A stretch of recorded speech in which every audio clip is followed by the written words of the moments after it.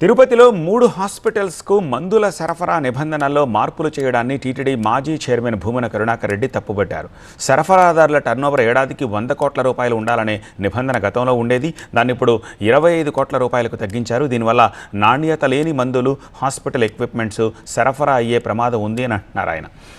టీడీపీలో ఓ నేతకు కాంట్రాక్ట్ అప్పగించేందుకే ఈ నిర్ణయం తీసుకున్నారని భూమన కరుణాకర్ రెడ్డి మండిపడ్డారు. ప్రజల ప్రాణాలతో ప్రభుత్వం చెలగాటమాడుతుందన్నారు భూమన.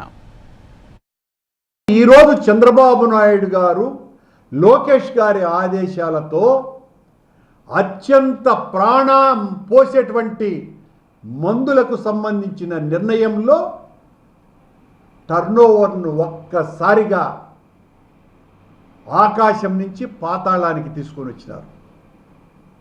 దీని ద్వారా నాసిరకం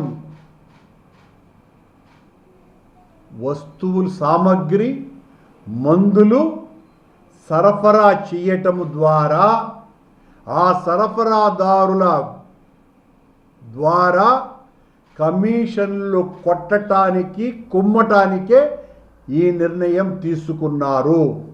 ఈ అజ్ఞాత కమిటీ, అజ్ఞాన అవినీతి కమిటీ ఏదైతే ఉందో, సిఫారసు చేసిందో, ఆ కమిటీలోకి సంబంధించినటువంటి వాళ్ళు ఈ సరఫరాదారులుగా మారబోతున్నారు. వాళ్ళ భాగస్వామ్యం కూడా ఉంది అన్నటువంటి అనుమానాలు ఇప్పుడు అంతా కూడా వ్యక్తమవుతున్నాయి.